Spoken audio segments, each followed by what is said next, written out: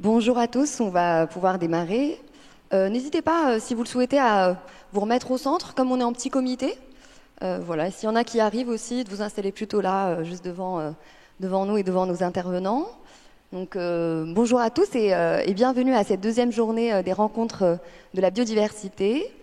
Merci pour votre présence et je salue aussi votre courage de venir à cet atelier qui est l'un des ateliers les plus matinaux de cette édition des rencontres.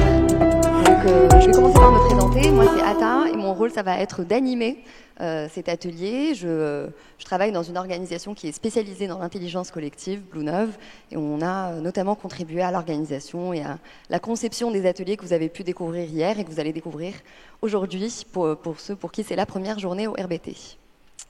Et donc, notre thématique de ce matin, ça va s'afficher dans quelques instants. C'est donc la biodiversité contre les îlots de chaleur, réagencer les villes et les villages. Et dans cette thématique, on va essayer d'investir justement notre intelligence collective. Et vous allez voir, donc on va pouvoir s'appuyer sur les expertises de nos intervenants et intervenantes que je vais bientôt présenter. Mais on va aussi s'appuyer sur vos expériences à vous et vos vécus. Vous allez avoir l'occasion de réagir, de répondre à des questions, de poser vos propres questions.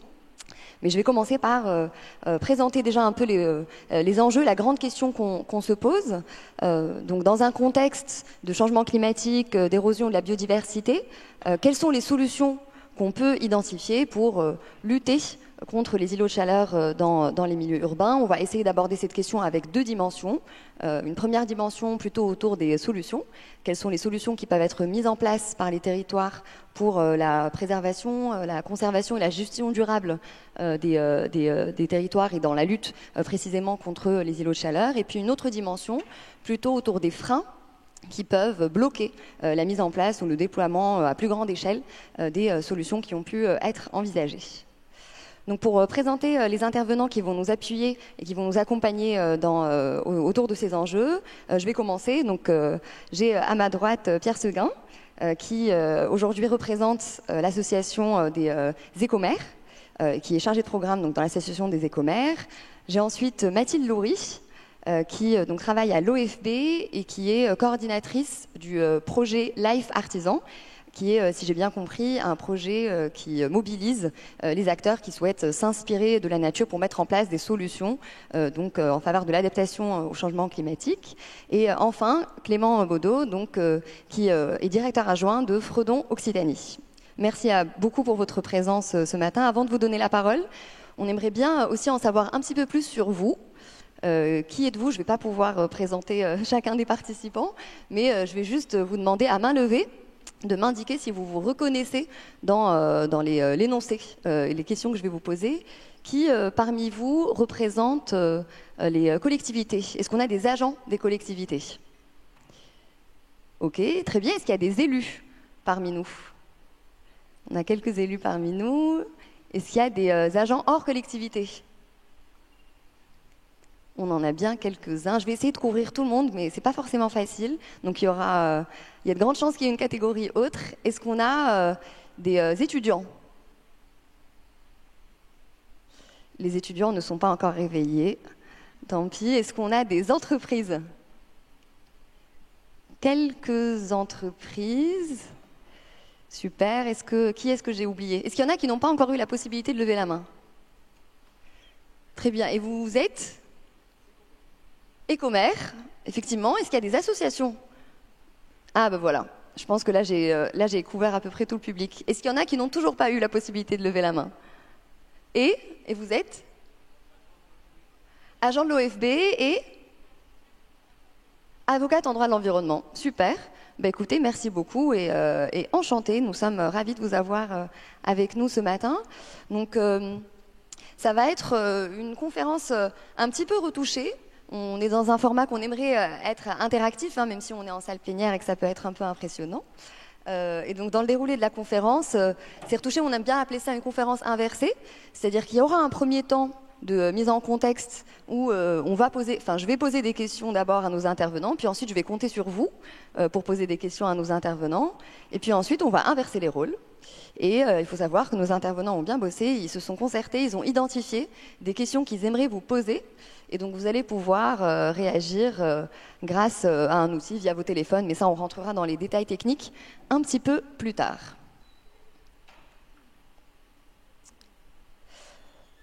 On va pouvoir commencer. Donc moi j'avais une première question pour toi, Pierre. Déjà pour mettre le contexte, je pense qu'il va y avoir un petit besoin de définition. Hein. C'est ce qu'on disait tout à l'heure sur le sujet des îlots de chaleur en particulier. Et puis une fois qu'on aura posé cette définition, c'était de savoir, à votre avis, et donc au titre aussi de représentant de l'association des écomères, quels sont les besoins des collectivités locales et quels sont les besoins des élus aujourd'hui en termes de lutte contre le changement climatique, de lutte contre l'érosion de la biodiversité, en particulier sur le sujet des îlots de chaleur. Bonjour à tous. Alors très rapidement, les îlots de chaleur urbains, c'est une augmentation des températures au sein des agglomérations par rapport à leur périphérie, avec une augmentation qui peut aller jusqu'à 5, 6, 7 degrés. Et la cause de ces îlots de chaleur urbains, ce sont les villes elles-mêmes, c'est-à-dire que ce sont des endroits qui sont denses, où il y a peu d'air, il y a peu de végétalisation. Il y a des activités humaines qui génèrent de la chaleur d'origine anthropique. Et donc ça va créer des microclimats au sein des villes et entre les villes et leurs périphéries. Aux écomères, ça fait plus de 30 ans qu'on accompagne les collectivités locales dans la mise en place de politiques publiques environnementales et je vois émerger 4 gros besoins pour adapter les milieux urbains aux vagues de chaleur. Le premier, c'est un besoin de connaissance. C'est un besoin de connaissance sur les microclimats urbains. On a des modèles climatiques globaux que nous fournit le GIEC et que nous fournissent les climatologues, mais ces modèles climatiques globaux ne permettent pas une appréhension locale des effets du changement climatique. Et donc, si on n'a pas cette appréhension locale, on ne peut pas rendre concrète la mise en place de solutions d'adaptation. Il faut s'imaginer que dans une ville, il y a différents microclimats et que du sol jusqu'au toit des bâtiments, c'est le chaos climatique. Il va y avoir différents climats à différentes périodes de la journée. Il faut aussi s'imaginer que les connaissances entre les territoires sont inégales. Comme je l'ai dit, le GIEC nous fournit des modèles climatiques globaux, mais c'est là où il y a une volonté politique forte et c'est là où il y a surtout une capacité d'ingénierie et d'expertise et une capacité financière conséquente qu'on a les socles cognitifs les plus développés. Sauf qu'il y a un vrai enjeu à cette connaissance des microclimats car ça va permettre de territorialiser les mesures d'adaptation, ça va permettre de cibler les secteurs les plus touchés par les effets du changement climatique et les secteurs qui permettent d'en atténuer les effets, notamment sur les politiques de biodiversité, etc. Cette inégalité entre les territoires, elle est surtout marquée par une question financière. Je prendrai par exemple le cas de la métropole de Rennes qui en 2018 a créé un GIEC local qui apporte une expertise sur les modèles climatiques globaux, donc nationaux, mondiaux, etc. en utilisant les données du GIEC, mais apporte surtout une expertise sur l'évolution du climat local et sur les microclimats locaux et ça permet d'être traduit en solutions concrètes et ça a notamment été traduit dans le plan climat, air, énergie territoriale de la métropole. Le deuxième besoin, c'est un besoin de faire émerger de nouvelles relations entre les territoires. La question, c'est à quelles échelles spatiales et temporelles devons-nous et pouvons-nous adapter les territoires, mettre en place des mesures d'adaptation? Quelles sont les relations horizontales, verticales que nous devons utiliser ou que nous devons créer pour rendre efficiente l'adaptation des milieux urbains au changement climatique. Cette nécessité de territorialisation de l'adaptation au changement climatique, elle est réelle parce qu'on ne va pas adapter de la même manière Montpellier, qu'on va adapter Paris, qu'on va adapter Marseille. Il y a un besoin de connaissances locales pour mettre en place des solutions locales et il y a surtout une nouvelle relation sur les questions d'adaptation au changement climatique à faire émerger entre l'État et le niveau local, entre l'État et les collectivités territoriales. Parce que bien trop souvent, les collectivités territoriales sont amenées à mettre en place des mesures d'adaptation au changement climatique, traduisant un rôle régulateur de l'État, mais en méconnaissance des enjeux locaux. Donc ça peut donner des maladaptations, ça peut donner de l'argent gâché pour des solutions d'adaptation non adaptées. L'une des solutions, ça serait que les communes, ou en tout cas les collectivités infrarégionales, se tournent vers les régions, car les régions ont un rôle majeur en termes de protection de l'environnement et d'aménagement du territoire. Depuis la loi 4D, ce sont les chefs de file en matière d'aménagement et de développement durable, et elles peuvent se concentrer en centres ressources pour les collectivités infrarégionales et offrir cette capacité d'expertise, cette capacité financière pour les accompagner dans la mise en place de politiques publiques d'adaptation. Le troisième besoin, c'est un besoin de cohérence. C'est pour les collectivités locales, la mise en place de politiques publiques ou des politiques d'aménagement en faveur de la protection de la biodiversité, ça revient à faire le lien entre les documents d'urbanisme, entre les SCOT, entre les PLU, les PLUI et les politiques d'aménagement, notamment les SRADET qui intègrent les stratégies régionales de biodiversité ou les schémas de cohérence écologique. Il y a ce besoin de cohérence, il y a ce besoin d'accompagnement des communes pour mettre en cohérence les différentes strates de gouvernance et les différentes strates d'urbanisme. Il y a aussi une question que je pose, et on y répondra peut-être tout à l'heure, par rapport au zéro artificialisation nette. La question, c'est comment combiner la lutte efficace contre les îlots de chaleur urbains tout en ne remettant pas en cause l'idée de densité urbaine et l'idée d'étalement urbain. Cette question soulève énormément d'autres questions et énormément de paradoxes, et les communes ont besoin d'accompagnement, d'expertise sur ces questions. Le quatrième besoin, c'est un besoin de formation. Je pense qu'il y a un véritable besoin de formation de tous les élus locaux, des maires, des élus départementaux, et notamment, je pense, des secrétaires de mairie qui ont souvent dans les mairies un rôle d'organisation de la mairie, et si elles sont formées au sujet d'environnement, de biodiversité, d'adaptation, peuvent avoir un rôle centralisateur et de mise en cohérence des différentes politiques publiques. Merci beaucoup. Donc on a une liste de besoins qui est assez dense, besoin de connaissances, besoin de cohérence, besoin de formation, etc. Justement, en réponse à ces besoins, Mathilde, comment l'OFB accompagne les collectivités locales dans la prise en compte de la biodiversité, dans la mise en place de leurs projets, et puis en particulier sur le sujet des îlots de chaleur? Merci, bonjour à toutes et à toutes. Alors effectivement, l'OFB accompagne les collectivités locales pour une meilleure prise en compte de la biodiversité, parce que c'est un problème en soi, c'est une responsabilité des humains par rapport aux non-humains, comme on l'a abordé hier, et c'est aussi une problématique puisque des services, des écosystèmes en bon état fournissent l'alimentation, fournissent la santé, la qualité de l'air, la qualité de l'eau, et également, effectivement, la résilience des territoires au changement climatique. Pas que des îlots de chaleur, aussi inondations, submersions. Et ça, c'est une responsabilité des humains entre eux. C'est les plus pauvres qui souffrent le plus des dégâts causés par le changement climatique et l'érosion de la biodiversité. Plus pauvres entre les pays, mais aussi dans nos quartiers prioritaires de la ville. Donc il y a vraiment une responsabilité de notre part à ce sujet. Et pour revenir plus spécifiquement à biodiversité et îlots de chaleur urbains, on peut avoir des différences de température, par exemple de 4 degrés entre le bois de Vincennes, là où est basé l'OFB, et puis justement des quartiers très denses. Donc il y a vraiment un impact très concret de la biodiversité sur l'îlot de chaleur. Et comment faire? Eh bien, il y a différentes solutions. La première, c'est préserver les espaces naturels existants. Effectivement, il y a toutes les questions du ZAN, SRU, des cohérences entre les politiques publiques, mais les écosystèmes les plus fonctionnels sont ceux qui sont existants. Et donc ça, c'est très important d'intégrer ces enjeux en amont dans les documents de planification territoriale. Ensuite, il y a des sujets de restauration, et ça peut se faire à différentes échelles. Par exemple, dans la ville des Mureaux, il y avait des friches suite à des démolitions d'anciens quartiers en rue qui ont été identifiés comme ayant un potentiel écologique dans le cadre d'un atlas de la biodiversité communale.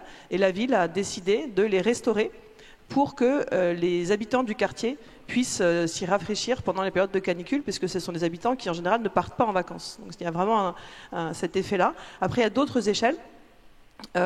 Et qui sont un autre exemple, donc la métropole du Grand Lyon qui a mis en place ce qu'on appelle les arbres de pluie. Alors ça paraît un peu microscopique, mais quand on a des rangées d'alignement d'arbres qui sont dans des fosses d'arbres complètement déconnectées des eaux pluviales, c'est une sorte de mauvaise adaptation, enfin de maladaptation. Et là, tout le travail a été fait par la métropole de Grand Lyon d'identifier les zones de ruissellement des eaux pluviales, d'identifier du coup des quartiers où on pouvait élargir les fosses d'arbres, les approfondir, les reconnecter aux eaux pluviales. Et on a eu un impact direct sur la biodiversité, la croissance des arbres, leur capacité d'évapotranspiration et également la lutte contre le ruissellement des eaux pluviales. Donc c'était extrêmement intéressant comme expérience. Et après, il y a des projets de renaturation. Et donc il y a des projets assez emblématiques qui sont diffusés partout. Ce sont les enjeux de désimperméabilisation, déconnexion des eaux pluviales et végétalisation des cours d'école. C'est vrai que c'est des projets qui fonctionnent bien. Et il y a un cas aussi intéressant de la ville d'Échirolles qui a ouvert sa cour d'école aux habitants du quartier pendant les périodes d'été et de canicule. Donc on voit vraiment que intégrer la biodiversité comme solution pour les îlots de chaleur par rapport par exemple à la climatisation ou à des voiles d'ombrage ou à peindre les bâtiments en blanc apporte d'autres bénéfices. Donc biodiversité, mais également dans les cours d'école, ça apaise les relations entre les enfants, par exemple. Donc c'est extrêmement vertueux. Et comment faire en termes de méthodologie? On a parlé beaucoup de la planification en amont. Donc il y a des diagnostics de vulnérabilité des territoires à faire par rapport au changement climatique. Et là, il y a quand même tous les outils de Météo France. On a parlé du GIEC, mais Météo France met à disposition des collectivités locales une analyse des îlots de chaleur urbains. Ensuite, il faut croiser ça avec les données écologiques, Atlas de la biodiversité communale, trame verte et bleue. Et y croiser d'autres enjeux comme la proximité des habitants à un espace naturel. Ça permet d'avoir une stratégie et d'identifier des zones de renaturation, préservation, de restauration. Et puis après, il y a tout l'enjeu de concertation avec la population pour faire émerger des projets, peut-être moins top-down, mais plus partant des territoires. Et également, tous les enjeux de foncier, financement. Et puis, une fois que ces zones ont été identifiées, il y a toute la question de leur gestion pour qu'elles soient, choisir des essences qui sont résilientes au changement climatique. On part sur plus 4 degrés en moyenne en France métropolitaine d'ici 2100, et puis aussi des espèces locales pour éviter l'introduction d'espèces exotiques envahissantes, etc. Mais ça, je pense que Clément reviendra dessus. Justement, Clément, là on voit qu'il y a énormément d'options, énormément de possibilités. Qui accompagne et qui peut accompagner les collectivités dans ce choix-là, très concrètement? Merci, bonjour à tous et à toutes. Donc Clément Baudot de Freudon-Occitanie, et effectivement, qui accompagne ces collectivités? Alors notamment le réseau Freudon-Occitanie, pour vous dire en 2 mots qui nous sommes. On est une structure qui travaille essentiellement sur la santé du végétal, et donc la place du végétal, autant et sa bonne santé, autant en milieu agricole qu'en milieu non agricole. On accompagne également des collectivités, vous le savez sûrement, depuis de nombreuses années, sur le changement de pratique, initialement sur les questions du zéro phyto, auxquelles vous êtes une bonne partie déjà passée. Et donc, dans ces solutions zéro phyto, on a beaucoup accompagné les collectivités à se dire quelles sont les bonnes solutions. Après avoir fait le tour de toutes les solutions, on va dire, d'ingénierie et de matériel, on s'est collectivement, avec vous, avec les collectivités, rendu compte que la meilleure solution d'adaptation, de gestion, pour passer au zéro phyto, était le végétal. Et in fine, cette logique-là nous fait dire qu'en fait, on a aussi devant nous une solution qui répond à d'autres enjeux, y compris à l'enjeu d'îlots de chaleur urbains. Et donc, c'est cette logique-là en fait, qui nous a amené à être auprès des collectivités aussi pour accompagner sur cette notion d'îlots de chaleur et de bonne place du végétal. Après, effectivement, Freud Occitanie, ce n'est pas le seul réseau à ce sujet-là. On a notamment le réseau des CAUE, des conseils en architecture, urbanisme et environnement, qui sont aussi au chevet des collectivités pour les accompagner techniquement pour trouver les bonnes solutions d'aménagement de l'espace public. Donc ça, c'est on va dire, les principales têtes de réseau. Après, évidemment, vous avez les parcs naturels régionaux ou autres structures d'accompagnement.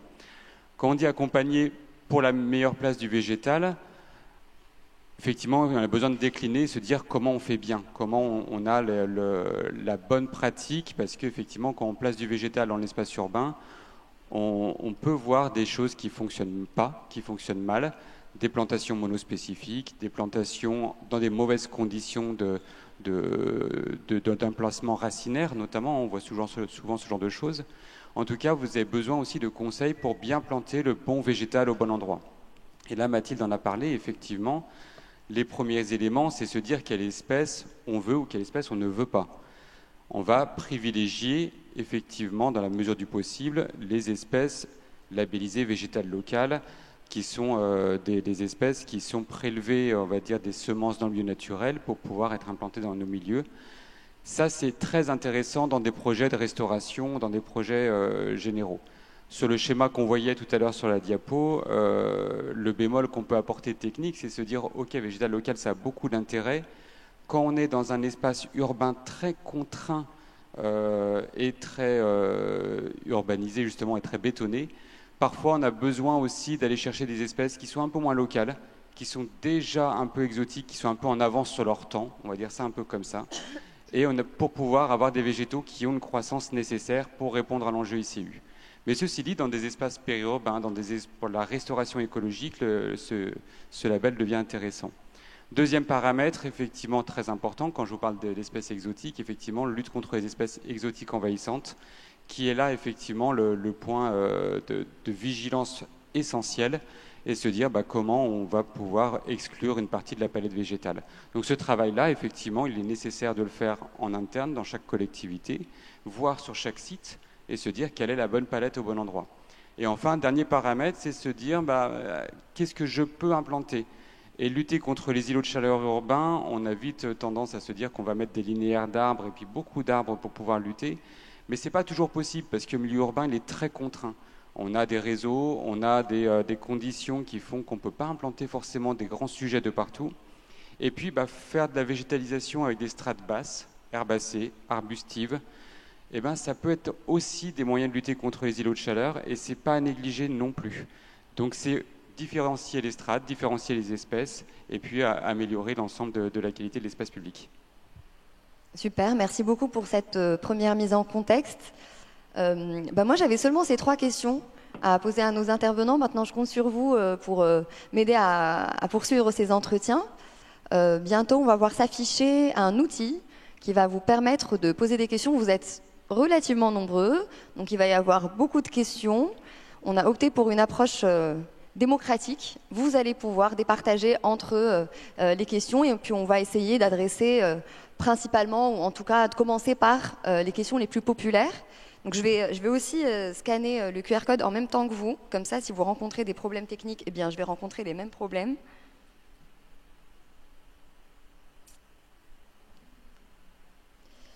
Normalement, vous allez arriver sur une page où vous pouvez poser des questions. On va passer dessus. Si vous n'arrivez pas à scanner le QR code, c'est pas grave. Vous pouvez aussi rentrer cette adresse, donc www.mensi.com, puis entrer le code qui s'affiche juste en bas.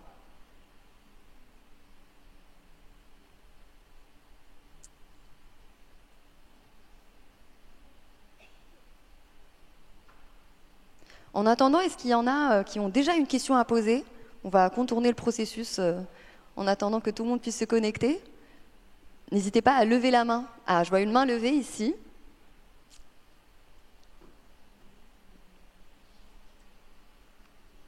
Il y a un micro qui arrive.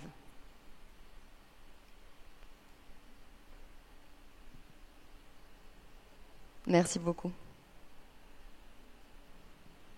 Bonjour, Marc Faure, conseiller municipal à Montsartou dans les Alpes-Maritimes. Madame, vous évoquiez des données de Météo France, des micro-données à la maille des territoires. Est-ce que ces données sont gratuites, accessibles sur leur site internet ? Alors, il y a un certain nombre de données qui sont disponibles gratuitement avec l'outil ClimaDiag, qui sont des outils simplifiés, c'est-à-dire que le Météo France a choisi un certain nombre de scénarios climatiques et d'hypothèses pour simplifier. Donc vous tapez votre commune sur ClimaDiag et vous avez déjà un certain nombre de scénarios qui sortent. Et sur les îlots de chaleur urbains, là c'est, il me semble, mais bon je travaille pas pour Météo France, mais il me semble que c'est une offre payante, mais qu'ils ont développé justement pour accompagner les collectivités locales dans leur cartographie des îlots de chaleur urbains.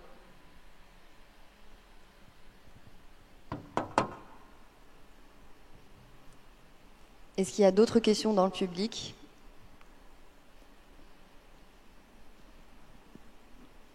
Pour les autres, n'hésitez pas à les écrire directement. Normalement, vous êtes sur la bonne page sur Metimeter pour partager vos questions à l'écrit. Je vous en prie. Oui, bonjour, Rémi, médiateur au Jardin du Muséum à Toulouse. Moi, j'aurais souhaité qu'on me parle un peu des fosses de Stockholm. Est-ce que l'OFB ou les différents aménageurs les recommandent ? Est-ce que c'est une solution pertinente pour le rafraîchissement des villes ?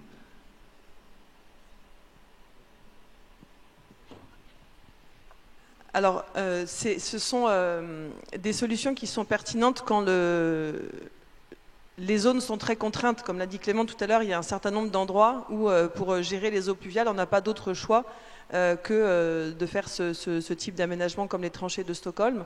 Mais nous, notre principe un peu de base, c'est d'abord rechercher les solutions basées sur la restauration des fonctionnalités du sol, et ensuite, effectivement, avec toutes les strates herbacées, arbustives, arborées, bien les connecter à la gestion des eaux pluviales. Et puis, quand le milieu est très contraint, parce que c'est un millefeuille de réseau et parce qu'il y a aussi les enjeux de dureté foncière, etc., à ce moment-là, il y a bien sûr d'autres solutions qui ne sont pas des solutions fondées sur la nature, mais qui sont tout à fait pertinentes. Donc, pour nous, notre position, c'est plutôt d'essayer d'aborder une palette de solutions en essayant de privilégier celles qui sont aussi favorables à la biodiversité pour lutter contre les enjeux environnementaux de manière parallèle.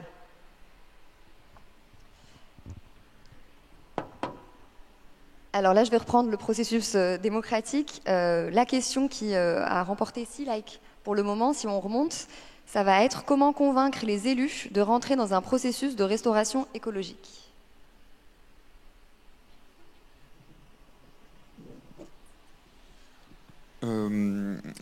Alors je ne sais pas si le mot convaincre il est bon, parce que la plupart des élus avec qui j'ai l'occasion de discuter, ils sont déjà convaincus qu'il y a des choses à faire, qu'il y a des restaurations à faire et des protections de milieux à faire, mais c'est plus comment les inciter à agir.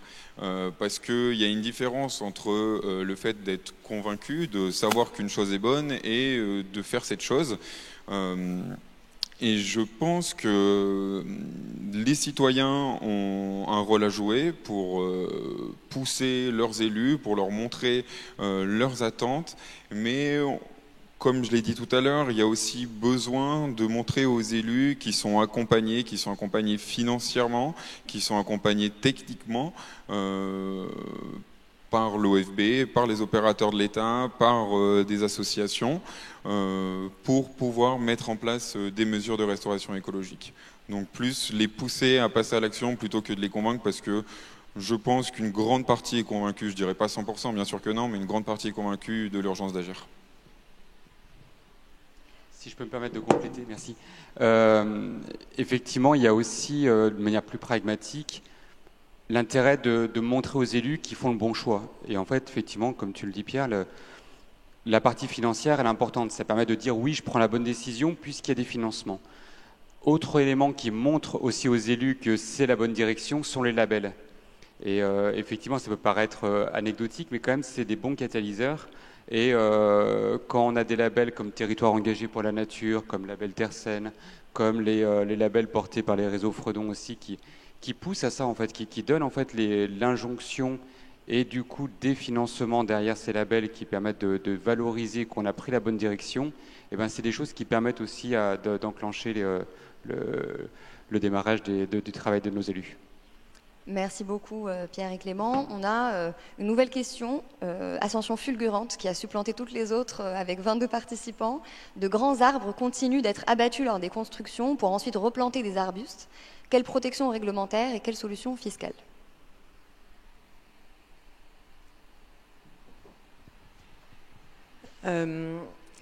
La protection, tous ces enjeux peuvent être traités à l'échelle du plan local d'urbanisme avec le zonage, le règlement, des orientations d'aménagement prioritaire.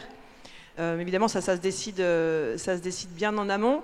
Et pour que ce soit intégré dans ces documents, il faut, encore une fois, convaincre en amont de la pertinence de préserver l'existant plutôt que de vouloir en permanence détruire ici pour renaturer là-bas. Donc ça, c'est important. Après, les solutions fiscales, il y a beaucoup de travaux sur la fiscalité et le changement de fiscalité pour être plus en faveur de la biodiversité en général, pas forcément arbre par arbre, mais là, je ne pourrais pas détailler malheureusement ce point, mais c'est effectivement un travers qu'on trouve beaucoup dans les aménagements urbains, c'est-à-dire qu'on a tendance à faire table rase dans un écoquartier de tout ce qui existe, alors qu'on pourrait tout à fait prévoir déjà l'aménagement urbain en fonction des écosystèmes qui existent, même s'ils sont dégradés, plutôt que de vouloir en permanence tout réinventer. Donc il y a beaucoup de démarches qui se font dans ce cadre, organisées avec les CAUE, avec aussi certaines sociétés d'aménagement, des architectes urbanistes, des sociétés d'ingénierie. Peut-être qu'il faut mettre plus en valeur les projets entre guillemets vertueux. Pour revenir sur la question de tout à l'heure sur comment convaincre les élus, je pense que les échanges entre pairs sont extrêmement importants et faire des visites de sites, emmener des élus, visiter des projets faits par d'autres élus, je pense que ça peut aussi conforter parce qu'ils partagent plus les problématiques entre élus qu'avec nous, experts d'organismes publics ou même les agents des collectivités locales. Tout à fait, merci. Je m'interrogeais aussi sur la protection de ces arbres. Alors c'est plus du retour d'expérience que je vous livre là. On est sollicité régulièrement par des aménageurs, effectivement, qui ont des gros projets de construction. Et donc il y a un arbre remarquable qui est à protéger et ils nous demandent effectivement de le suivre dans le temps pour voir si effectivement ils ne l'ont pas tué trop vite. Je dis pas tuer trop vite, pourquoi ? Parce qu'en fait protéger l'arbre, protéger la partie aérienne, en gros on sait faire, on l'a compris. Protéger le système racinaire, protéger l'arbre dans son entièreté, c'est pas encore acquis, notamment dans nos documents de planification. Et ça, c'est pas protégé particulièrement. Et ça, je vous le livre un peu comme un travail à mener collectivement de protéger ces sujets, mais de leur entièreté, autant la partie aérienne que la partie souterraine. Merci beaucoup. Une autre question sur la deuxième place du podium. Donc avec 20 participants, les toitures et murs végétalisés sont-ils des solutions pertinentes pour la lutte contre les îlots de chaleur ? Tu compléteras si tu veux. Alors rapidement, effectivement, ces toitures et murs végétalisés, ils ont un effet efficace pour lutter contre la chaleur urbaine. Oui. Après, est-ce que c'est des solutions durables d'aménagement et d'adaptation au changement climatique ? Là, ça devient un peu plus discutable. Pourquoi ? Parce que ce sont des structures qui ont besoin, on va dire, d'un aménagement complexe, qui ont besoin d'une ressource en eau et qui ont besoin et qui ont une durabilité qui reste à prouver. Donc concrètement, quand on a exploré toutes les autres possibilités d'aménagement et de végétalisation et qu'elles n'étaient pas possibles, celles-ci sont pertinentes. Je rejoins ce que tu dis. En fait, c'est une solution intéressante, mais c'est pareil que l'idée de peindre les toits en blanc. L'idée, c'est pas de peindre tous les toits en blanc sur certains bâtiments. Par exemple, les grands centres commerciaux, ça va être intéressant de peindre les toits en blanc. Sur d'autres bâtiments, ça va être intéressant de végétaliser. Par exemple, par rapport avec la végétalisation des murs, ce qui est intéressant, c'est de faire partir la végétalisation du sol et de la faire monter sur les façades. Il y a bien une solution pour chaque problème. Et il n'y a pas de généralisation possible, même entre deux bâtiments qui sont côte à côte. On ne va pas faire émerger les mêmes solutions. Donc c'est vraiment du cas par cas. Et donc parfois ça peut être intéressant et parfois ça ne l'est pas du tout. Effectivement, enfin, sur la question du sol, je pense que c'est extrêmement important d'avoir vraiment cette réflexion sur la fonctionnalité du sol. Et encore une fois, comme ça a été dit, la gestion des eaux pluviales et la connexion aux trames brunes et aux autres trames écologiques.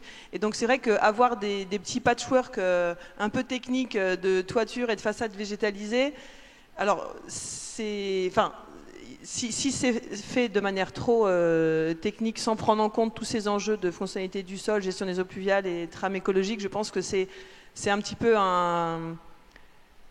une rustine, voilà. Et donc il faut vraiment travailler à plus grande échelle. Après, effectivement, il y a des endroits qui seront très contraints et où ça pourra être bénéfique, mais sur notamment les toitures végétalisées, pour que cette strate puisse se développer correctement, il faudrait un substrat, enfin, je sais pas, 1 mètre de sol, et donc du coup en termes de portance et de structure, ça complique aussi le projet. Merci beaucoup. Et justement, au sujet de la végétalisation, on a une question qui dit comment végétaliser avec des restrictions sur la ressource en eau? C'est à nouveau une question effectivement très d'actualité. Différents éléments de réponse. Première chose, c'est végétaliser de manière générale sur les fils d'eau, sur les espaces en fait qui vont pouvoir collecter de l'eau. Pour que l'eau arrive naturellement sur les espaces que vous avez végétalisés, l'eau de pluie notamment, et qu'il y ait moins d'actes d'arrosage. Deuxième élément de réponse, c'est la collecte et le stockage des eaux pluviales qui vous permettent effectivement d'accéder à une ressource qui peut être mobilisée au moment où vous avez moins de pluie. Ceci dit, je suis peut-être le plus méditerranéen de l'étape. Dans les Pyrénées-Orientales, ça fait 1 an et demi où il n'y a pas eu de pluie significative. Et effectivement, végétaliser dans ces conditions, c'est une vraie question d'aménageur aujourd'hui. J'ai des collectivités qui expérimentent en ce moment de la végétalisation spontanée suivie. Concrètement, ils laissent ces espaces se végétaliser naturellement et sélectionnent dans la végétation qui pousse naturellement les végétaux qui les intéressent. C'est une manière, effectivement, clairement, c'est de la solution d'adaptation fondée sur la nature, où on va se servir de ce que nous apporte la nature pour qu'il y ait une végétalisation qui soit adaptée et qui s'installe bien et naturellement, sans besoin d'arrosage. Ceci dit, pour ramener quand même à notre sujet, qui est un sujet aujourd'hui très important, porté notamment par les filières du paysage, végétaliser en milieu urbain contraint, et notamment dans un objectif de réduction des îlots de chaleur, ça ne peut pas se faire sans eau. Et le végétal, pour refroidir un espace urbain, pour refroidir son environnement, il a besoin de dégager de l'eau par évapotranspiration, et donc il a besoin d'apports en eau qui soient naturels ou artificiels.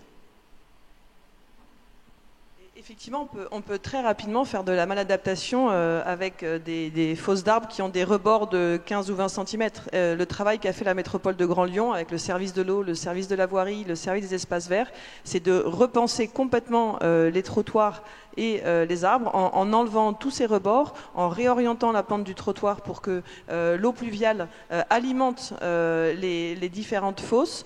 Ils ont élargi les fosses, ils ont fait un fossé, enfin une tranchée sur la fosse, et donc effectivement il y a aussi plus de sol, le sol est décompacté, il y a une biodiversité dans le sol qui va augmenter l'infiltration de l'eau dans la parcelle et également ensuite la restitution de l'eau en période de sécheresse. Donc il faut vraiment concevoir, même à petite échelle, je vous invite vraiment à voir tout ce qu'a fait la métropole du Grand Lyon sur ces arbres de pluie, c'est repenser complètement l'aménagement en interservice. Pour qu'on ait une vision, tu l'as dit tout à l'heure, un peu cohérente et systémique de ces enjeux.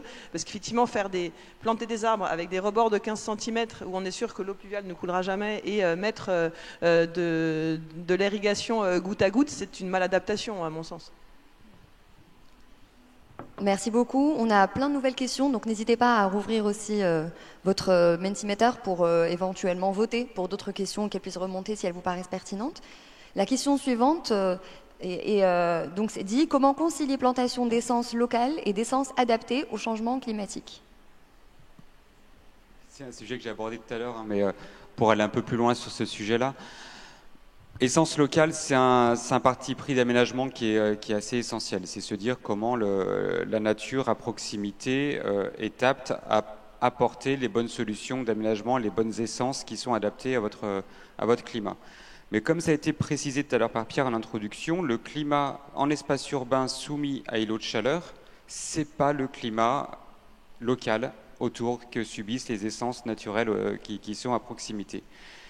Et effectivement, mais ça c'est vraiment du cas par cas, on a des moments où on a besoin, pour aménager ces espaces, pour avoir des espaces avec des végétaux qui vont s'adapter et qui vont apporter une couverture végétale dense et nécessaire au refroidissement, on a besoin effectivement d'aller chercher des espèces plus exotiques et non envahissantes, j'insiste là-dessus. Alors là-dessus, bon, c'est un sujet qui fait débat, y compris dans la gestion forestière. Alors je vous annonce qu'il va y avoir une publication de la marque végétale locale spécifiquement sur cet enjeu, exactement pour répondre à cette question. Et le principe, c'est quand même de se dire, et ça a été rappelé par Luc Abadi hier, que les écosystèmes les plus résilients au changement climatique, ce seront les écosystèmes les plus fonctionnels. Et on ne peut pas jouer aux apprentis sorciers en apportant une espèce dont on ne connaît pas les interactions avec les autres espèces. Donc je pense qu'il faut être extrêmement vigilant. Quand on dit espèce exotique, moi je préférais dire espèce peut-être pas locale, mais qui vient au moins du bassin éco-géographique. Et là, il faut vraiment s'approcher des conservatoires botaniques et vraiment éviter de jouer aux apprentis sorciers. Alors je sais que l'ONF fait des îlots d'avenir où ils importent, ils testent des espèces exotiques, mais avec un protocole de suivi du caractère envahissant de ces espèces pour éviter, en voulant résoudre un problème, d'en créer d'autres. Donc là, je pense qu'il y a vraiment un gros point de vigilance à ce sujet. Justement, je vous la pose parce que c'est très lié. La question suivante, c'est est-ce qu'il existe des listes d'essences par région et des listes qui prennent en compte aussi l'élévation de la température et où ? Pour simplement rebondir sur ce que Mathilde disait, c'est exactement sur ce sujet que les collectivités locales ont besoin d'accompagnement et d'expertise pour éviter de jouer aux apprentis sorciers, pour éviter que sans connaissance, en ayant de bonnes intentions, on se retrouve avec des maladaptations, avec des écosystèmes envahis, et l'approche experte est totalement nécessaire pour des élus qui sont pas forcément, même pour des experts, parfois ils connaissent pas tout, donc il y a vraiment besoin de varier les approches et les expertises. Pour le reste, je vous laisse répondre. Et pour les listes, vous pouvez vous rapprocher de votre agence régionale pour la biodiversité qui a ou qui est en train d'éditer en général des listes d'espèces végétales locales. Nous, on avait travaillé avec la RB Occitanie justement sur la liste régionale. Et puis aussi, rapprochez-vous de vos CAUE qui sont aussi vos experts en végétalisation. Très bien, merci. On change de sujet là pour revenir sur le sujet de l'eau et comment les eaux grises peuvent être utilisées pour... les eaux grises des constructions, peuvent être utilisées pour arroser les parcs urbains. Comment les eaux grises des constructions peuvent être utilisées pour arroser les parcs urbains ?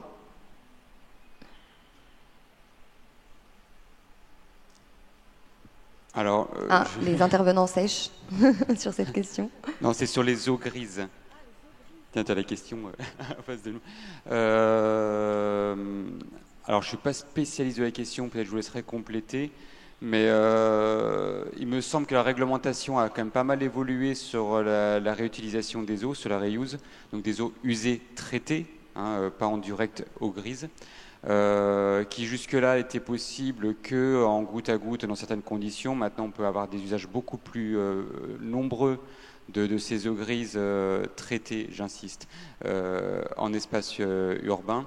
Donc c'est nos ressources à utiliser, à mobiliser. Après, ça se pense bien souvent à la conception des espaces, autant des bâtis que les espaces verts, parce que c'est difficile de reprendre ces éléments-là. Mais après, si vous avez des éléments l'un ou l'autre, je suis preneur. Merci beaucoup déjà pour ce début de réponse. On a encore le temps de prendre une ou deux questions.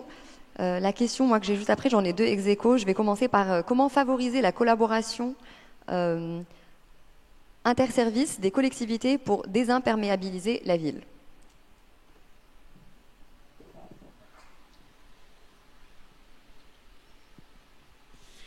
Eh ben, ça va être déjà à travers les plans locaux d'urbanisme, à travers le plan local d'urbanisme, d'établir une ambition de désimperméabilisation. Donc là, c'est là qu'intervient aussi une expertise pour voir quelles sont les possibilités de désimperméabilisation selon les contextes. Est-ce que ce sont des rues qui sont simplement piétonnes? Est-ce que ce sont des rues où il va y avoir beaucoup de passages en véhicule parce qu'on ne peut pas désimperméabiliser de partout? Et une fois qu'on a établi les possibilités de désimperméabilisation du sol, les intégrer aux documents d'urbanisme et en faire découler sur toute la chaîne technique entre les services pour que cette désimperméabilisation soit effective et efficace. Je vais illustrer avec deux projets. Je reviens sur la métropole du Grand Lyon, mais je pense que c'est vraiment un très bon exemple. Dans le cadre du projet Life Artisan, le projet a pu financer une personne à plein temps sur ce rôle d'animation interservice. Donc c'était quelqu'un qui était au service de l'eau, qui a pu travailler avec le service de la voirie pour profiter des travaux de voirie pour intégrer ces nouvelles formes de fausses d'arbres. Ils ont travaillé aussi avec le service des espaces verts, puisqu'une fois qu'on a fait ces aménagements, il faut savoir qui va les gérer. Et donc, on a besoin de mettre un peu d'huile dans les rouages, et ça passe quand même par du temps humain et des échanges humains. Et après, il y a d'autres cas comme la ville de Lille, où là, il y avait vraiment une commande assez forte politique qui a un peu imposé aux services de travailler entre eux, quoi. C'est Martine Aubry qui avait décidé de végétaliser toutes les cours d'école en un temps record, et donc c'était un petit peu voilà. Donc il y a un petit peu les deux modèles, une volonté politique forte, donc il faut que ce soit des enjeux qui soient portés très haut dans la hiérarchie des collectivités locales, et puis après aussi des agents dont le rôle est de faire le lien. Alors évidemment c'est peut-être un instant T pour lancer la démarche, et puis après il n'y a peut-être plus besoin puisqu'il y a eu une habitude de travail interservice. Très bien, merci. Donc ça sera l'avant-dernière question, comme ça on vous laisse le temps aussi de sauver une autre question qui vous paraîtrait incontournable. Connaît-on le rayon d'action climatique d'aménagement, comme la présence d'une mare, d'un bosquet d'arbres, etc.? Alors je ne pense pas qu'on ait un catalogue de solutions, on va dire prêtes à l'emploi pour Noël. Mais ceci dit, toute action de renaturation, de présence d'espaces de nature en ville et leur connexion participent à ce levier d'action climatique au sens large. Donc oui, effectivement, des mares, des bosquets, mais des haies, des prairies, tout ce que vous pouvez imaginer comme place de nature dans vos espaces urbains, c'est effectivement tous ces champs-là qui sont à mobiliser. Plus on va inviter la nature au maximum dans vos espaces, plus c'est efficace. Je tire le trait un petit peu, on a parlé de désimperméabilisation tout à l'heure. Effectivement, une cour d'école désimperméabilisée, ce sera beaucoup plus efficace si elle est végétalisée et enherbée que si vous installez un béton drainant. Voilà, pour vous tirer un peu la ficelle très loin. Donc effectivement, le rayon d'action climatique, d'aménagement, c'est la nature. Et c'est d'inviter la nature dans vos espaces. J'apporterai un peu de nuance à nos propos depuis le début, c'est que certes la biodiversité en milieu urbain doit pouvoir permettre de réduire l'effet d'îlot de chaleur urbain et de créer des îlots de fraîcheur urbains, mais premièrement, ça va être plus efficace de disséminer la nature, comme disait Clément, dans toute la ville pour créer des îlots de fraîcheur urbains que par exemple simplement créer un grand parc au milieu de la ville, parce que ça va avoir un effet que très localisé et que de quelques mètres aux abords du parc. Et deuxièmement, si je ne me trompe pas, je crois que c'est le projet VECDUD à Nantes. Les hypothèses de végétalisation massive de la ville montraient un gain de 1 ou 2 degrés, ce qui n'est pas négligeable, mais ce qui qui montre que les projets de végétalisation de la ville, de retour de la nature en ville pour lutter contre les îlots de chaleur urbains doivent être combinés avec la rénovation du bâti, avec la création de corridors d'air, avec d'autres techniques, d'autres mesures d'adaptation. Enfin, la nature est super importante, mais c'est pas elle qui va sauver la ville. Enfin, elle va pas sauver la ville à elle toute seule. Il faut un panel de mesures d'adaptation.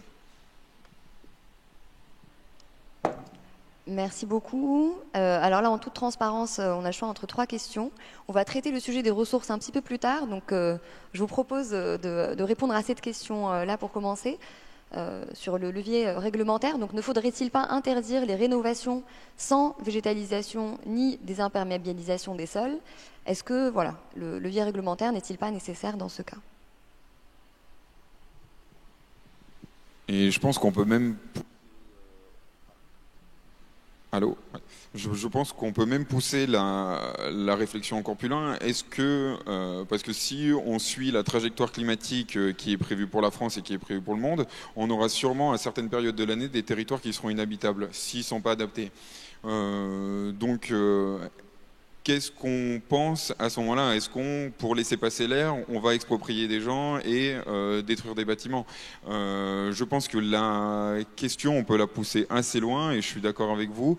On rentre dans des étapes où on ne peut plus construire, on ne peut plus produire des choses qui ne sont pas adaptées, des bâtiments qui ne sont pas adaptés. Et il y a un véritable risque qu'on doive prendre des mesures drastiques si, dans quelques années, nos villes ne sont pas adaptées.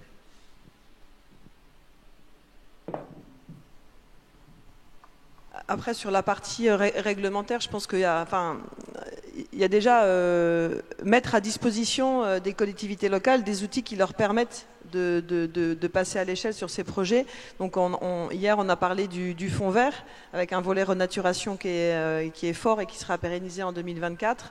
Il va y avoir la préparation là, du plan national d'adaptation au changement climatique numéro 3, où tous ces enjeux de désimperméabilisation, végétalisation feront certainement partie de ce qu'on appelle les mesures socles qui seront proposées systématiquement aux collectivités locales dans le cadre des CRTE. Donc je pense que avant de passer par le réglementaire, il faut déjà s'assurer que tous les outils sont effectivement à disposition.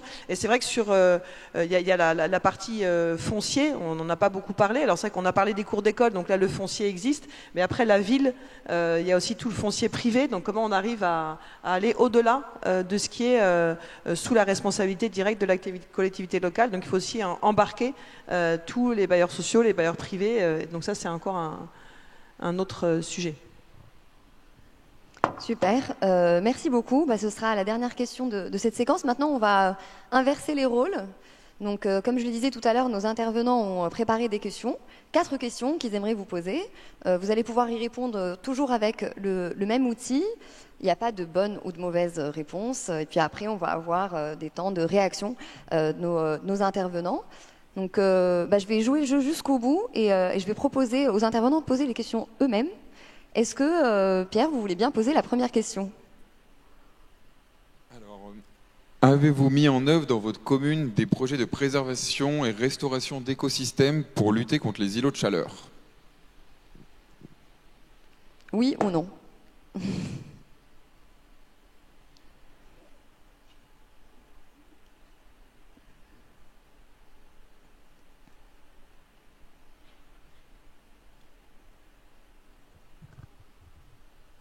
Les résultats vont s'afficher, mais on ne voulait pas que vous soyez influencés par la majorité.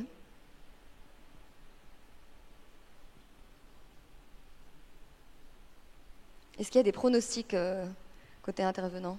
Ah, on a déjà les résultats, c'est trop tard. Est-ce qu'on peut savoir le nombre de participants? Oui, on le voit juste ici, en flou. On a 43 participants, Okay. J'ai l'impression. Il y a une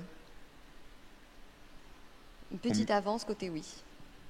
Très bien, c'est pas étonnant, car on voit que les collectivités sont de plus en plus moteurs sur cette question pour pour prendre un exemple, en 2021, au niveau national, les dépenses publiques pour la protection de la biodiversité représentaient entre 0,2 et 0,3% de la dépense publique. Donc une grande partie, c'était l'État et les opérateurs tels que l'OFB, les agences de l'eau, le Conservatoire du littoral.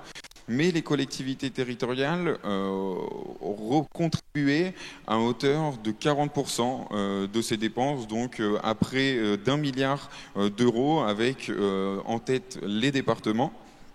Et dans un périmètre plus élargi, si on prend la protection du patrimoine naturel, si on prend les politiques connexes telles que la gestion du cycle de l'eau, la lutte contre la pollution des milieux, c'est un total de 1,3 milliard d'euros qui a été dépensé par les collectivités territoriales, avec les communes en tête aux alentours de 700 millions d'euros. Pour autant, comme le montre ce vote, il y a de fortes inégalités entre les territoires et tous les territoires ne sont pas moteurs de la même manière. Il y a une forte hétérogénéité entre les territoires sur les solutions proposées et les ressources allouées à ces solutions. Et au risque de me répéter, je pense qu'il y a un vrai besoin d'accompagnement des collectivités locales pour mettre en place des stratégies d'adaptation de long terme afin d'inclure la biodiversité dans tous les secteurs, que ce soit dans l'agriculture, le tourisme, l'urbanisme, etc. Il y a un vrai besoin d'accompagnement des collectivités. Mais je suis content qu'il y ait un max de oui et moins de non. Merci beaucoup. On a une deuxième question qui va surtout s'adresser à ceux qui ont pu mettre des projets en œuvre. Mathilde, est-ce que vous voulez poser cette question ? Oui, donc pour ceux qui ont mis en œuvre ce type de projet, quels sont selon vous les bénéfices qui ont été perçus par la population ?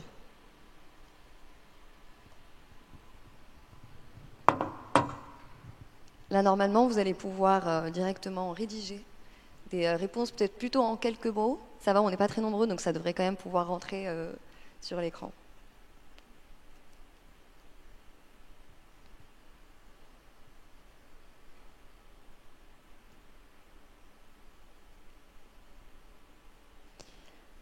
Parmi ceux qui ont mis en place des projets, donc il y en avait a priori un peu plus de 20, est-ce que parmi vous, quelqu'un souhaiterait témoigner, prendre le micro et puis nous faire un retour d'expérience, nous raconter un peu? On a un peu de temps, donc n'hésitez pas à lever la main pour nous partager un peu en quelques mots ce que vous avez pu mettre en place dans vos territoires. C'est le moment de faire votre promotion, donc n'hésitez pas.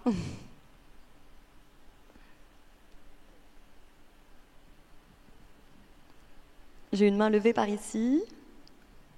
Bonjour. Bonjour. Stéphane, société Vertuo. Est-ce que vous autorisez une société à partager une étude de cas?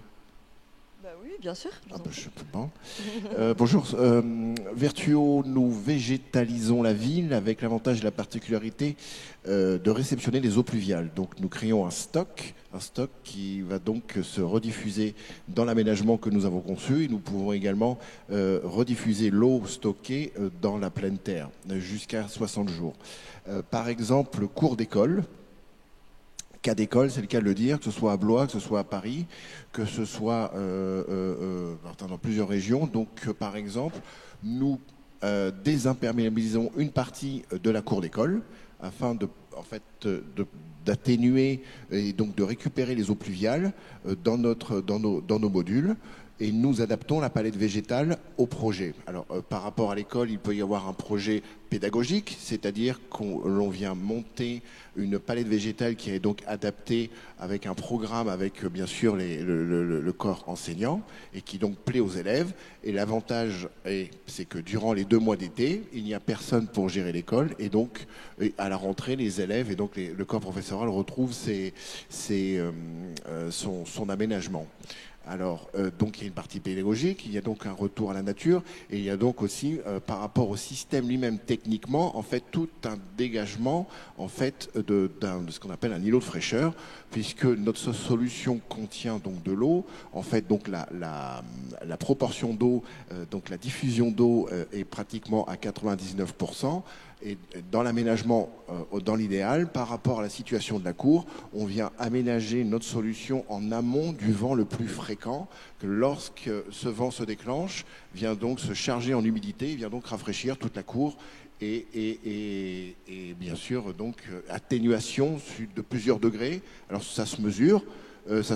Entre un niveau au sol d'un béton, de fait déjà de changer de revêtement va déjà atténuer, le fait d'amener donc ce vent frais va encore atténuer, on peut aller gagner jusqu'à une dizaine de degrés par rapport à la situation précédente. De surcroît, si dans l'aménagement, la palette végétale, vous souhaitez instaurer des arbres, alors des mini-arbres, mais qui vont quand même amener au sol 60-80 mètres carrés d'ombre. Voilà. Merci beaucoup, merci pour ce partage. On voit ici déjà une liste assez large des bénéfices qui peuvent être attendus. Donc, comme vous l'avez deviné, les mots, la taille des mots représente la récurrence de chacun des bénéfices. Il y a le bien-être qui revient d'ailleurs 2 fois avec 2 orthographes différents, l'esthétique, l'apaisement, le cadre de vie amélioré, etc. Est-ce que, Clément, c'est les bénéfices qu'on attend habituellement? Qu'avez-vous à nous dire là-dessus?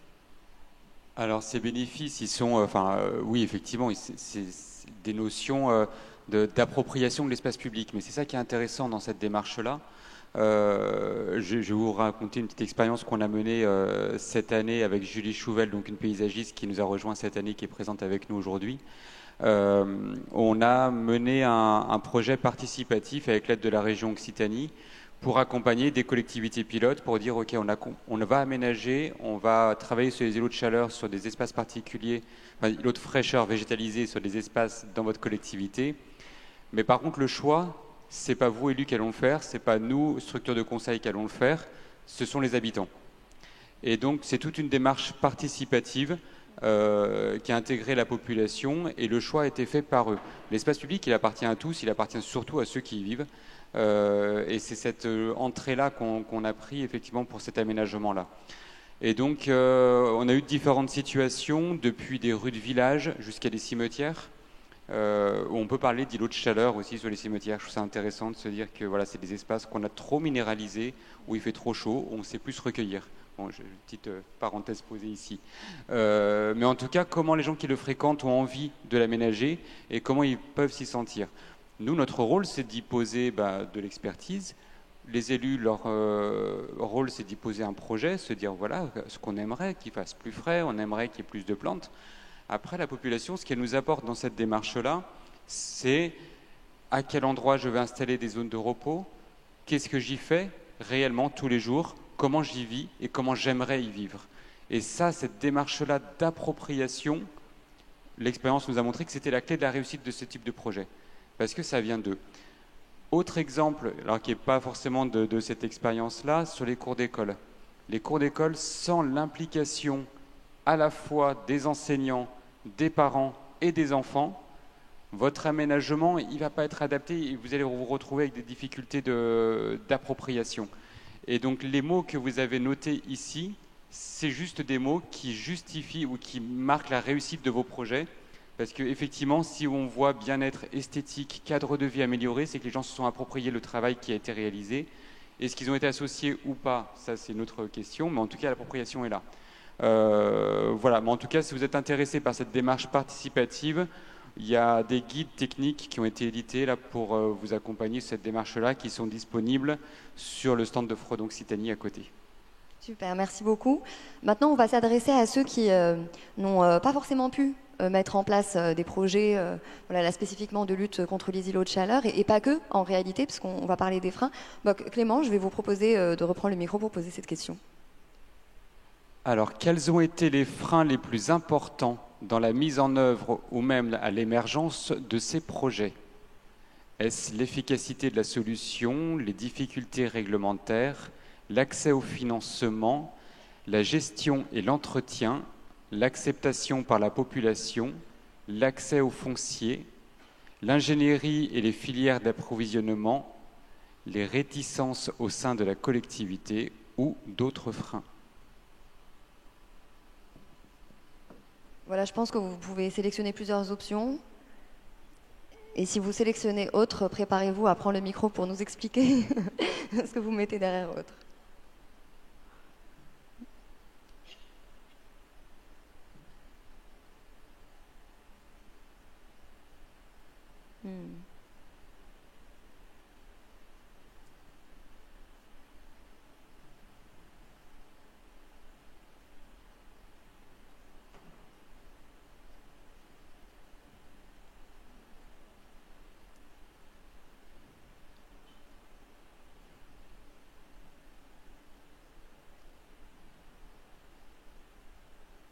Donc on le voit dans le nombre de répondants, les freins ne concernent pas uniquement ceux qui n'ont pas pu mettre en place des projets, et évidemment, ils concernent également ceux qui ont mis en place des projets, parce qu'on a une trentaine de répondants, et on a un podium qui se dégage, j'ai l'impression, avec l'accès au financement, les réticences au sein de la collectivité, et la gestion et l'entretien.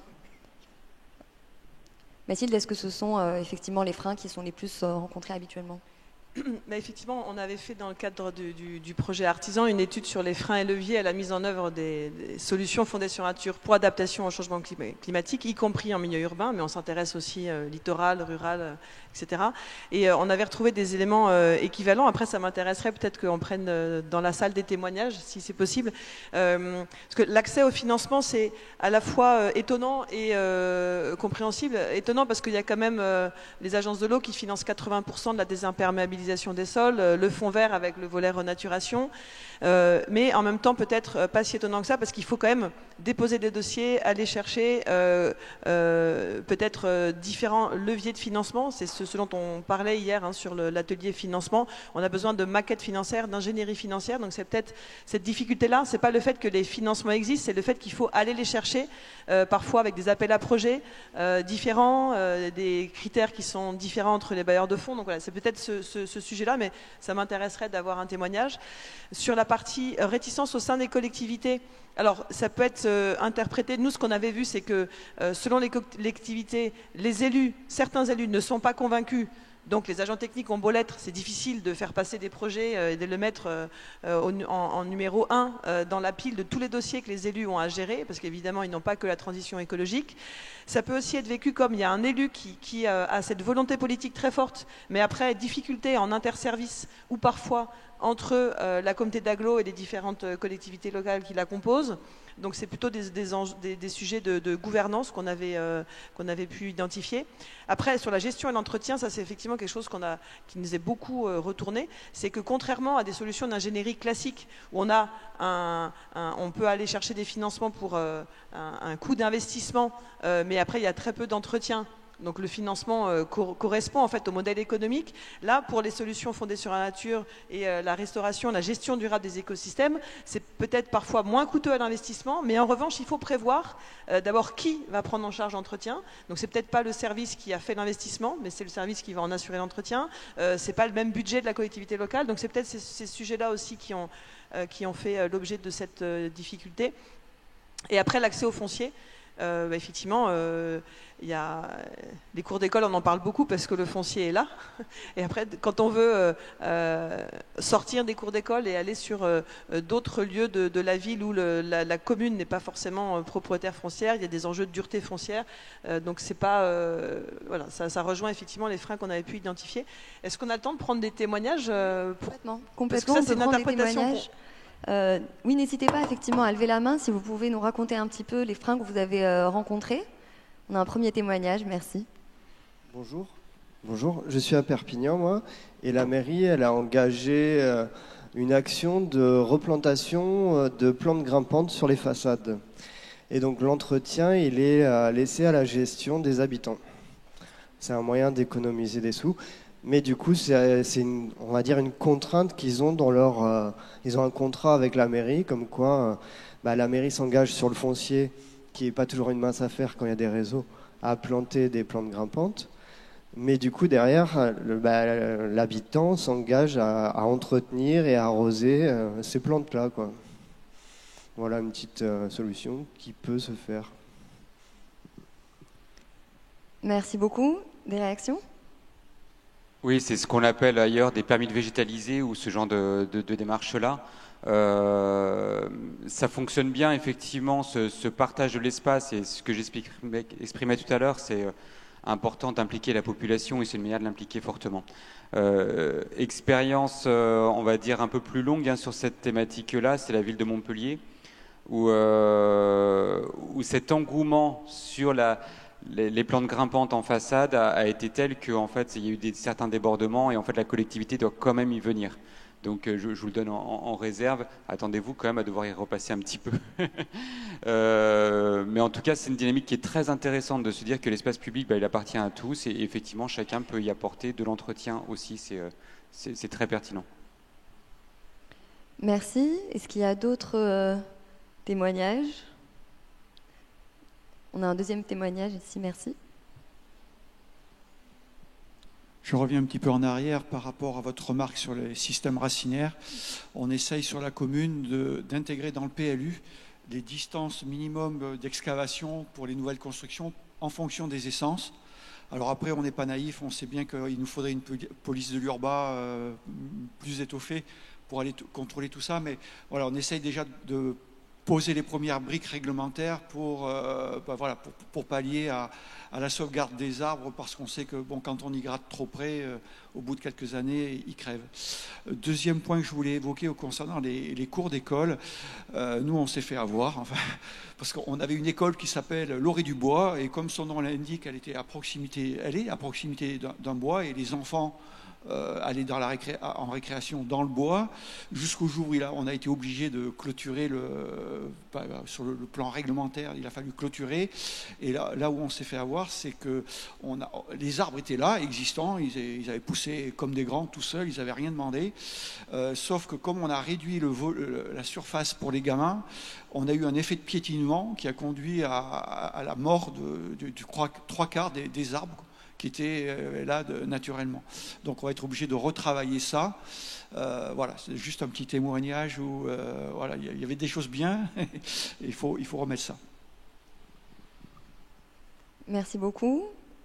Est-ce que ça vous inspire quelque chose? Non, merci pour votre témoignage. Ça amène toute la notion de protection du patrimoine végétal, en fait, tous ces éléments-là. Sur le premier point de votre témoignage, sur les distances, on va dire, c'est déjà une très bonne action, c'est déjà super. Après, on sait que le réseau racinaire d'un arbre, en fait, il n'est pas linéaire, il n'est pas pile poil sur le houppier, et il peut être très déséquilibré selon les ressources qu'il va trouver. Mais ceci dit, on n'a pas d'autre outil que de faire ce que vous avez déjà engagé. On ne peut pas mieux faire, entre guillemets. On sait que l'espace urbain, on a besoin d'aller, en général, aller fouiller pour installer des réseaux, etc. Donc c'est déjà une belle démarche. Pour votre cours d'école, le témoignage est très intéressant et mérite effectivement de faire école sur, justement, pour se dire, oui, le patrimoine végétal a besoin d'être protégé, quoi qu'il arrive. Et en fait, mettre des enfants en cours d'école avec une forte densité sous des arbres, en fait, ça a des conséquences aussi. Merci. Merci. Est-ce que d'autres personnes souhaitent prendre la parole pour nous faire des retours d'expérience sur d'autres sujets comme l'acceptation par la population, notamment? Moi, j'ai aussi une petite curiosité pour le 1% de autres, forcément, donc je tente.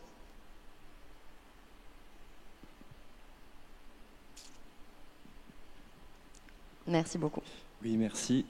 Sur la question d'acceptation par la population, moi je voyais quelque chose sur le fait que des fois c'est exclure la personne du milieu naturel quand on crée des micro-forêts, ou dans mon cas le site qui m'emploie, c'est une roselière qui est fermée, qui n'est accessible que sur réservation.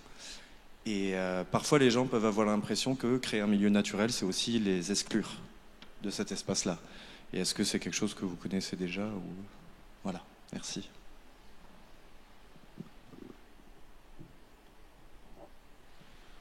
Je ne sais pas si en milieu urbain, il y en a beaucoup des milieux d'exclusion pour les populations. Après, il y a toujours cette dualité. Est-ce que pour protéger la nature, il faut la mettre sous cloche et du coup y interdire toute activité humaine et en tout cas toute approche de l'humain?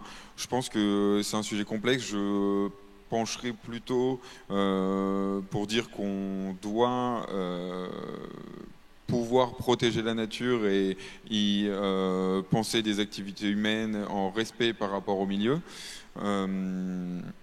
Mais sur ce sentiment d'exclusion, je pense que la végétalisation doit totalement faire l'inverse, et c'est ce qui ressortait du nuage de mots, c'est qu'au-delà des services écosystémiques qu'elle apporte, voilà, c'est aussi un sentiment de bien-être, un sentiment de reconnexion avec cette dernière, et en exclure la population, ça serait desservir ce besoin de pédagogie et ce besoin de reconnexion.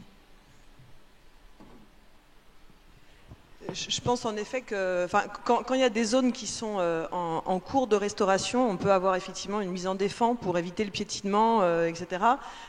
Sur le cas de l'école avec les arbres qui étaient piétinés, je sais qu'il y a des écoles qui, sous les arbres, au-dessus des arbres, pardon, mettent des bancs pour les enfants. Donc ça évite le piétinement. Ils lisent sous l'arbre voilà, donc ça peut être intéressant. Donc il peut y avoir une forme d'exclusion pendant la restauration. Et ça, je pense qu'il faut l'expliquer de manière pédagogique, qu'il faut prendre soin et laisser le temps aussi aux différents écosystèmes, aux différentes espèces de prendre leur place en quelque sorte. Et après, je pense que la notion de pédagogie, de concertation est extrêmement importante pour revoir les usages de l'espace. Ça a été beaucoup démontré dans beaucoup de cours d'école où c'est souvent les garçons qui se plaignent qu'on a coupé en deux leur terrain de foot. Et en fait, à la fin du projet, ils ne sont pas du tout plus malheureux parce qu'ils ont trouvé d'autres usages. Donc évidemment, le terrain de foot a été diminué par 2, mais ils ont maintenant des zones pour lire sous l'arbre, ils ont des zones où ils peuvent se cacher, jouer à cache-cache dans les labyrinthes. Donc je pense que c'est toute cette notion d'appropriation par les habitants et c'est pas de la concertation, c'est de la co-création avec eux qui fait qu'on va pouvoir peut-être éviter ce sentiment d'exclusion. Et dans des quartiers, hier il y avait une conférence sur les quartiers prioritaires de la ville, on a vu le sentiment de fierté des enfants et des habitants du quartier qui ont vu leur quartier avoir une nouvelle image parce qu'on avait restauré des écosystèmes. Alors peut-être qu'ils ne peuvent pas se promener partout, il y a peut-être des zones qui sont effectivement plus protégées, mais pour autant, ils y ont quand même accès sur une partie. Je pense qu'on peut prendre l'expérience, je ne sais pas s'il y a des gestionnaires d'espaces naturels ou de parcs, cette réflexion, ça pourrait être intéressant d'avoir des témoignages de comment on accueille le public et le flot de touristes tout en préservant les écosystèmes. Ça se fait dans d'autres espaces autres qu'urbains. Moi, je suis maire d'un petit village de 90 habitants. Et nous, on a un pré communal et on a mis des arbres fruitiers. Et comme ça, les gens et des arbres fruitiers, on a des cerisiers, des noyers et des pommiers et des poiriers que les gens sont venus greffer eux-mêmes. Voilà. Et voilà, ce qui fait que ça peut intéresser, ça intéresse la population, même qu'on ne soit pas nombreux. Et en plus, ça peut nous servir de parking quand il y a des événements à la salle des fêtes. Donc ça fait un usage qui est intéressant. Parce que même dans les petites communes, on doit penser quand même à toujours veiller à avoir un beau cadre de vie. Et il y a aussi, ce qu'on peut faire, je crois, dans les petites communes, c'est d'avoir des jardins aussi. Si les gens peuvent utiliser les légumes, tout ça, la nature, elle peut être utile. Voilà. Les fleurs aussi, les fleurs, parce que ça sert au cadre de vie. Ça rend le milieu plus beau. Et les gens sont plus fiers de leur commune après. Voilà. Merci beaucoup. Ce sont des pistes intéressantes. On a des mains qui commencent à se lever. Il y en avait une première ici. Pardon. Je suis perdue. Si. Ah, ok. Merci. Je voulais faire un témoignage pour revenir sur les quartiers prioritaires. Je voulais témoigner d'une expérience récente qu'on a eue. Je travaille au CMEA, donc une association d'éducation populaire qui travaille sur l'éducation dehors. Et on avait un projet dans le quartier Pisevin à Nîmes, un quartier qui est tristement célèbre pour des événements récents d'insécurité. Et donc nous, on travaille au fait de réengager, de permettre aux enfants de nouveau jouer sur l'espace public, ce qui est une gageure. Et il y a une merveilleuse colline de 4 hectares qui s'appelle la colline aux oiseaux, au milieu du quartier, qui a été placée, donc protégée. Et donc on souhaitait permettre aux enfants de nouveau jouer sur cette colline. Et en fait, c'est pas possible de prévoir un projet parce qu'elle est protégée au niveau espace naturel. Et donc, c'est pas du tout une critique parce que je pense que c'est extrêmement constructif de protéger des espaces, mais au milieu de ce type de quartier, il y a une tension du coup qui se crée entre le droit à jouer dehors pour les enfants et la protection nécessaire des espaces. Et donc là, on se trouve pile dans cette espèce de choix cornélien où les enfants ne jouent plus dehors et c'est absolument nécessaire pour qu'ils soient en contact avec leur milieu. Et ces espaces naturels qui doivent être aussi en même temps protégés. Donc il y a vraiment une tension qui se crée à cet endroit-là. J'ai pas de réponse, c'était juste un témoignage que je voulais apporter sur ces tensions-là qui peuvent se créer avec des enfants qui jouent de moins en moins dans les villes, dehors, en liberté, à grimper sur les arbres, etc. Voilà. Merci beaucoup. Est-ce que vous souhaitez apporter des réactions, des éléments de réponse sur ce sujet d'acceptabilité ? Je ne sais pas si c'est un espace naturel ou une réserve naturelle, mais non, si c'est un espace naturel, on peut quand même y accéder. Il y a peut-être des questions d'organiser les cheminements, ça se fait parfois, c'est-à-dire qu'au sein de l'espace, il y a des zones qui sont mises en défend. Et on accompagne la circulation des piétons par des cheminements doux. Je sais qu'aux Pays-Bas, ça se fait beaucoup. Au nord de La Haye, il y a une zone d'infiltration des eaux et de traitement des eaux qui c'est des énormes dunes. Et il y a juste marqué interdiction d'y pique-niquer avec un tout petit fil. Et en fait, personne n'y va. C'est-à-dire qu'il y a aussi une phase. Enfin, là, mais du coup, je pense que c'est très très lié à l'éducation. C'est-à-dire que si on nous dit de ne pas y aller et qu'on comprend pourquoi, et qu'effectivement on ne va pas pique-niquer à un endroit où c'est interdit, mais qu'on va pique-niquer là où c'est autorisé, peut-être que du coup, je pense que les usages sont tout à fait compatibles, mais c'est vraiment une question j'imagine, d'éducation. Mais après, je n'ai pas d'expérience plus que celle-là. On va passer à notre dernière question pour le public.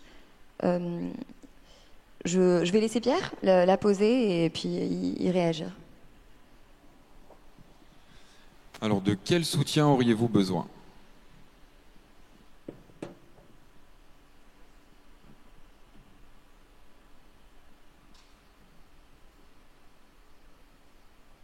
Donc, bonjour à tous.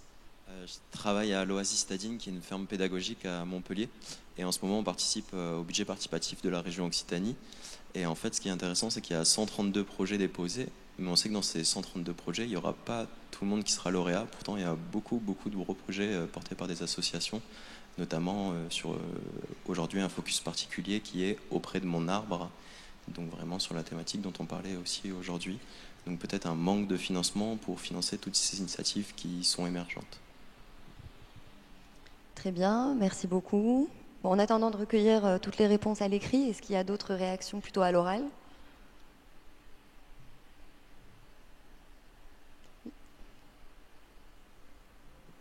C'est pour un témoignage. Donc, j'étais maire d'une petite commune pendant une quinzaine d'années.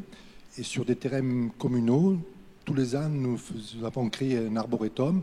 Et tous les ans, les naissances des enfants du village se perpétuaient avec la plantation d'un arbre par les familles. Ainsi, au fil des ans, pendant 18-20 ans, tout le patrimoine arbustif du village s'est augmenté. Donc le poumon vert du village aussi. Voilà. Et ça, c'est réalisable dans toutes les communes parce qu'il y a des naissances dans toutes les communes. Et dans toutes les communes, il y a des terrains municipaux. Donc on peut initier cette action. C'est une belle idée, une belle solution. Des réactions peut-être, Pierre, à cette liste de 42 réponses ? Sur ce que disait monsieur, c'est souvent le cas dans ce genre d'action, c'est qu'il y a toujours des projets qui mériteraient d'être financés mais qui ne peuvent pas l'être. Donc l'idée, c'est comment on accompagne quand même ces projets, comment on arrive à aller chercher des financements pour réaliser ces projets.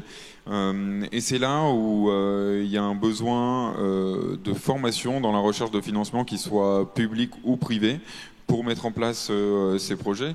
Et sur le nuage de mots, c'est vraiment tout ce qu'on a dit depuis 1h30, ça résume bien ces besoins avec les 3 grands termes: technique, engagement politique et financier. Ce sont les besoins qu'on a mis en lumière, et ce sont 3 secteurs, ce sont 3 faces qui doivent travailler ensemble et qui sont obligés de travailler ensemble pour pouvoir réussir l'adaptation des milieux. Merci beaucoup. Je pense qu'on va pouvoir passer au mot de la fin. Mathilde, justement, vous vouliez aussi nous parler de l'ensemble des acteurs et puis des réseaux qui existent aujourd'hui pour répondre à tous ces besoins. Est-ce que vous pouvez nous dire quelques mots là-dessus ? Alors les besoins sont, on l'a vu, assez importants, et heureusement il y a quand même beaucoup d'acteurs qui permettent d'y répondre. Donc là on est un petit échantillon autour de cette table, mais il y en a beaucoup d'autres. Donc d'abord il y a, je pense, tous les échanges entre élus, donc toutes les associations d'élus qui sont, à mon avis, extrêmement importantes pour faire des échanges entre pairs, aller visiter ce qu'ont fait les élus voisins ou dans la région ou à l'échelle de la France. Donc ça, je pense que c'est extrêmement important pour s'inspirer des expériences des autres. Donc on a parlé tout à l'heure des labels. Effectivement, hier, on a remis les trophées ABC, il y a les labels territoires engagés pour la nature, il y a le trophée artisan là, qui est en cours sur les solutions d'adaptation fondées sur la nature. Il y a plein d'initiatives partout, et je pense que ça, c'est vraiment les premiers éléments. Donc, de s'inspirer de ce que font les autres, et ça permet d'augmenter la volonté politique. Là, on a parlé d'un soutien politique, donc je pense que ça, c'est extrêmement important. Après, il y a les enjeux de sensibilisation des élus, sensibilisation des agents techniques et des citoyens. C'est-à-dire que l'élu, en général, il a envie de se faire réélire, donc il va faire ce que lui demandent les personnes qui l'ont élu. Donc il faut vraiment qu'on élargisse la mobilisation aux citoyens. À cet effet, on en a parlé aussi hier, il y a les aires marines éducatives, les aires terrestres éducatives et plein d'autres initiatives comme dans les quartiers populaires. Enfin, il y a énormément de choses qui peuvent augmenter cette volonté politique. Après, il y a tous les enjeux de formation, quand on va un peu plus loin, effectivement. Donc là, il y a le CNFPT, il y a des collègues dans la salle, il y a l'Office français de la biodiversité, l'ADEME, les associations d'élus qui proposent des formations. Enfin, il faut vraiment utiliser vos propres réseaux pour savoir... identifier vos besoins de formation, et il y aura des formations qui vont permettre d'y répondre. Ensuite, il y a accéder à des ressources. Donc une fois qu'on est formé, on sait quand même un peu mieux où aller chercher les ressources parce qu'on sait de quoi on a besoin. Et là, il y a énormément de centres de ressources. Donc c'est des plateformes web, mais aussi des animations de réseau. Donc il y en a un en particulier sur l'adaptation au changement climatique. Je ne sais pas si vous le connaissez déjà, c'est le Centre de ressources pour adaptation au changement climatique. Et on a créé un dossier spécifique sur comment s'adapter avec la nature. Alors pas que pour les îlots de chaleur, mais aussi pour les îlots de chaleur. Donc je vous invite à aller consulter tout ce qu'il y a sur ce site. Il y a des documents techniques, il y a des retours d'expérience, il y a des vidéos, il y a des films, il y a des contacts. Donc ça, je pense que c'est aussi une source d'inspiration et surtout de passage à l'action. Comment je peux être accompagné pour passer à l'action?